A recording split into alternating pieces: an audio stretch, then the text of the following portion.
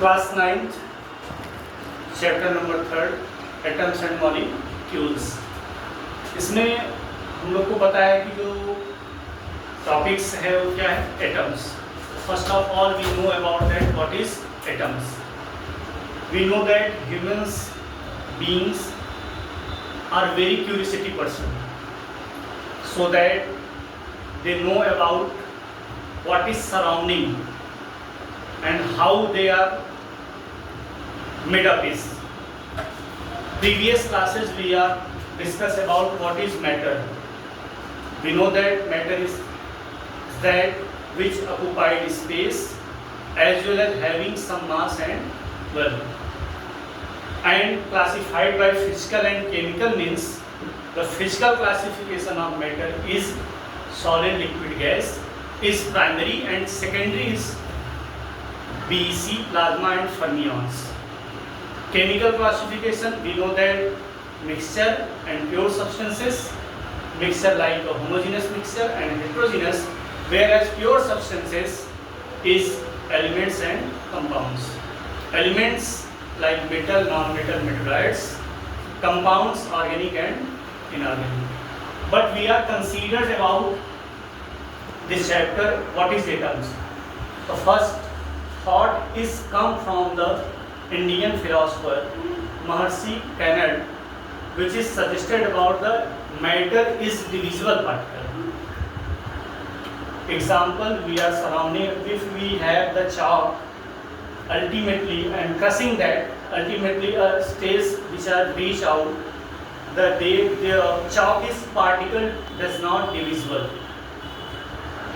Then Maharshi Kanad is called Parmanu, and correlative Katyan as well as the thought of the Maharshi Kanad extended or doctrine with Katyan is suggested that, and Greek philosopher Democritus and Leucippus said to the atoms. Next topic is that how atoms combined are aggregated and make the molecule. The first is that law of chemical combination. Law of chemical हमें क्या suggest करता है, guiding में suggest करता है, guide करता है। Loss to know, एक नियम बताता है उसके बारे में, हाउ कैसे, वाई क्यों कोई केमिकल कंबाइन होता है। तो कंबाइन होने का जो लॉजिक है वो ये है, stability. In nature everything is born to minimum energy and maximum stability. Due to this the thought is extended proceeding how much reactants will required, हमें कितनी रिएक्टेंट की मात्रा चाहिए। रिएक्टेंट मीन्स दैट अभिकारक will require to desired means voluntary, कितनी amount हमें product की बनानी है। इसके respectfully first law is the law of conservation of mass. In the standard of class 9 with behalf of NCERT only 2 laws, but applied book having 3 laws. When students goes to the class 11, these laws are also extended. Approximately 5 laws are proposed to the law of chemical combination. Law of conservation mass is suggested what things are going to the chemical reaction. Second is the constant or fixed different proportion, whatever we call law of constant proportion, law of fixed proportion, law of definite proportion, and third one is the multiple proportion with creating exception. Example अगर इसका respect हम देखें, combination of nitrogen and oxygen. First law is that, पहला law में क्या बताता है, इसको हम बोलते हैं द्रव्यमान संरक्षण का नियम। इन 1774 में फ्रेंच के केमिस्ट थे जिनका नाम क्या था, एंटोनी लवॉइजर, जिनको हम हिंदी में बोलते हैं क्या, लेवॉसिये। फादर ऑफ केमिस्ट्री, इन्हीं को क्या कहा जाता है, रसायन विज्ञान का पिता, रसायन का पिता, father of chemistry. Chemist means that the person which research are discovered in chemical science is called chemistry or chemist.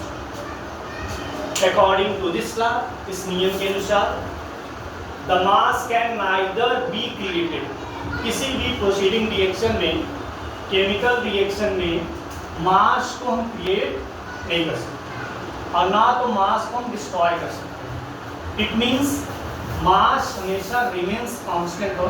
The exception in class 11th we are study E equal to mc square. In class 9th standard we do not talk about that. It means total mass of reactant is just equal to total mass of product. If we talk about, अगर हम एक सामान्य से reaction की बात करें तो suppose करते हैं कि हमारे पास कोई रिएक्टेंट के पर्सपेक्टिव से substrate A reagent B which combine followed by the law of chemical combination and form C plus D. We know that left hand side we are write reactant and right hand side product. Reactant means that अभिकारक और product को क्या बोलते हैं, उत्पादक। इसका मतलब ये है कि mass of LHC left hand side में जो मास होगा, मास किसका होगा, रिएक्टेंट का। राइट हैंड साइड में मास किसका होगा, प्रोडक्ट का। वो रिएक्शन होने के बाद भी उसके मास में कोई चेंजेस ना आए। इट मीन्स मास का चेंजेस मीन्स अगर मास जो है, एग्जांपल के थ्रू थोड़ा सा हम लोग और कंफर्म करते हैं। सपोज कीजिए हमारे पास क्या है, carbon which combined with oxygen और कंबस्चन ऑफ कोक भी कर सकते हैं इसको। ऑक्सीजन कंबाइंड हो, बनाए क्या, carbon dioxide. Carbon the mass of carbon is 12, oxygen mass is having 16, but in case of two atoms the mass of O2 is 32 which is equalized। अगर हम इन दोनों को ऐड करें तो हमें टोटल मास कितना मिलेगा, 44 ग्राम।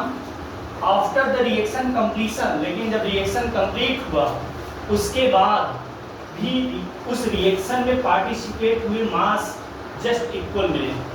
इसका मतलब रिएक्टेंट में लिया गया, कारक में लिया गया जितना मास था उस सब्सटेंस का प्रोडक्ट में उतना बराबर है, इक्वल है। ठीक, तो जो प्रूफ करता है कि law of conservation of mass, it means mass remains constant during a chemical reaction. इसके साथ साथ हम कब इसको और थोड़ा सा वेरीफाई करते हैं, इफ यदि ऐसा फर्स्ट केस ऐसा होता कि ये 44 के बजाय 45 आ जाता, या फिर 44 के बजाय समथिंग 43, 40 एनीथिंग कुछ भी आता, तब फिर हम कह सकते थे कि इस मास के रिस्पेक्टिवली हमने कुछ मास गेन किया, क्रिएट किया। या फिर अगर कम हो जाता तब हम ये कहते कि मास को हमने डिस्ट्रॉय किया। But this case is not happen, ये ऐसा कुछ हुआ नहीं। So that this law is prove that law of conservation of mass. Thank you.